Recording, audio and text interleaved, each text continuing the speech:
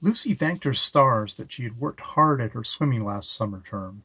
It is true that she would have got on much better if she'd used a slower stroke, and also that the water felt a great deal colder than it looked while it was still only a picture. Still, she kept her head and kicked her shoes off, as everyone ought to do who falls into deep water in their clothes. She even kept her mouth shut and her eyes open. They were still quite near the ship. She saw its green side towering high above them, and people looking at her from the dock. Then, as one might have expected, Eustace clutched at her in a panic, and down they both went. When they came up again, she saw a white figure diving off of the ship's side.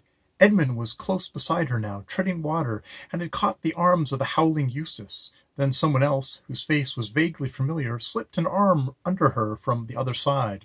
There was a lot of shouting going on from the ship, heads crowded together above the bulwarks, ropes being thrown. Edmund and the stranger were fastening ropes round her. After that followed what seemed like a very long delay, during which her face got blue and her teeth began chattering. In reality, the delay was not very long. They were waiting till the moment when she could be got on board the ship without being dashed against its side. Even with all their best endeavors, she had a bruised knee when she finally stood, dripping and shivering on the deck. After her, Edmund was heaved up, and then the miserable Eustace. Last of all came the stranger, a golden-headed boy, some years older than herself. Caspian! Gasped Lucy as soon as she had breathed enough. For Caspian it was, Caspian, the boy king of Narnia, whom they had helped to set on the throne during their last visit. Immediately Edmund recognized him too. All three shook hands and clapped one another on the back with great delight. "But who is your friend?" said Caspian, almost at once turning to Eustace with his cheerful smile.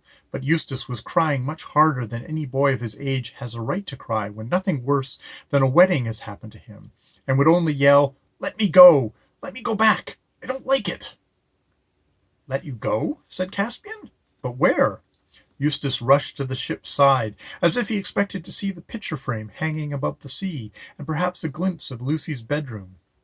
What he saw was the blue waves flecked with foam, and paler blue sky, both spreading without a break to the horizon. Perhaps we can hardly blame him if his heart sank. He was promptly sick.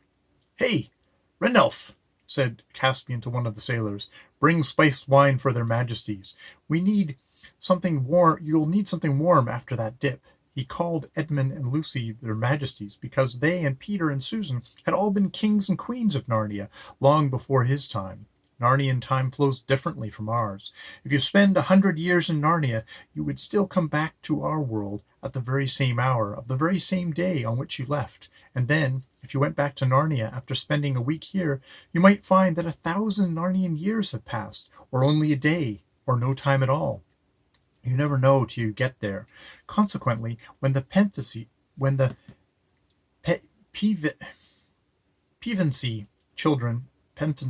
children had returned to Narnia last time for their second visit, it was, for the Narnians, as if King Arthur had come back to Britain, as some people say he will, and I say the sooner the better. Ranulph returned with the spiced wine steaming in a flagon and 4 silver cups. It was just what one wanted, and as Lucy and Edmund sipped it, they could feel the warmth going right down to their toes. But Eustace made faces and spluttered and spat it out, and was sick again, and began to cry again, and asked if they hadn't any Plumtree's Vitramized nerve food, and could it be made with distilled water, and anyway he insisted on being put ashore at the next station. "This is a merry shipmate you've brought us, brother," whispered Caspian to Edmund with a chuckle. But before he could say anything more, Eustace burst out again. Ugh! What on earth's that? Take it away, the horrid thing!" He really had some excuse this time for feeling a little surprised. Something very curious indeed had come out of the cabin in the poop, and was slowly approaching them. You might call it, and indeed it was, a mouse. But then it was a mouse on its hind legs, and stood about 2 feet high. A thin band of gold passed around its head under one ear and over the other, and in this way was stuck a long crimson feather. As the mouse's fur was very dark, almost black, the effect was bold and striking. Its left paw rested on the hilt of a sword, very nearly as long as its tail. Its balance, as it paced gravely along the swaying deck, was perfect, and its manners courtly. Lucy and Edmund recognized it at once. It was Reepicheep, the most valiant of all the talking beasts of Narnia, and the chief mouse. It had won undying glory in the second battle of Baruna. Lucy longed, as she had always done, to take Reepicheep up in her arms and cuddle him, but this, as she well knew, was a pleasure she could never have. It would have offended him deeply.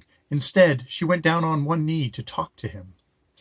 Reepicheep put forward his left leg, drew back his right, bowed, kissed her hand, straightened himself, twirled his whiskers, and said, in a shrill, piping voice, "My humble duty to your Majesty, and to King Edmund too." Here he bowed again. Nothing except your Majesty's presence was lacking to this glorious venture. "Ugh! Take it away!" wailed Eustace. "I hate mice, and I never could bear performing animals. They're silly, vulgar, and sentimental." "Am I to understand," said Reepicheep to Lucy after a long stare at Eustace, "that this singular, discourteous person is under your Majesty's protection? Because, if not—" At this point, Edmund and Lucy both sneezed. What a fool am I to keep you all standing here in your wet things," said Caspian. Come on below and get changed. I'll give you up my cabin, of course, Lucy, but I'm afraid we have no women's clothes on board. You'll have to make do with some of mine. Lead the way, Reepicheep, like a good fellow." "To the convenience of a lady," said Reepicheep, "even a question of honor must give way, at least for the moment." And here he looked very hard at Eustace, but Caspian hustled them on, and in a few minutes Lucy found herself passing through the door into the stern cabin. She fell in love with it at once. The 3 square windows that looked out on the blue, swirling water astern, the low cushioned benches round 3 sides of the table, the swinging silver lamp overhead, dwarf's work, she knew it at once by its exquisite delicacy, and the flat gold image of Aslan the lion on the forward wall above the door. All this she took in a flash, for Caspian immediately opened a door on the starboard side and said, "This'll be your room, Lucy. I'll just get some dry things for myself." He was rummaging in one of the lockers while he spoke. "And then leave you to change. If you fling your wet things outside the door, I'll get them taken to the galley to be dried." Lucy found herself as much at home as if she'd been in Caspian's cabin for weeks, and the motion of the ship did not worry her, for in the old days, when she had been a queen in Narnia, she'd done a good deal of voyaging. The cabin was very tiny, but bright with painted panels, all birds and beasts and crimson dragons and vines, and spotlessly clean. Caspian clothes were too big for her, but she could manage. His shoes, sandals, and sea boots were hopelessly big, but she did not mind going barefoot on board ship. When she had finished dressing, she looked out her window at the water rushing past, and took in a long, deep breath. She felt quite sure that they were in for a lovely time.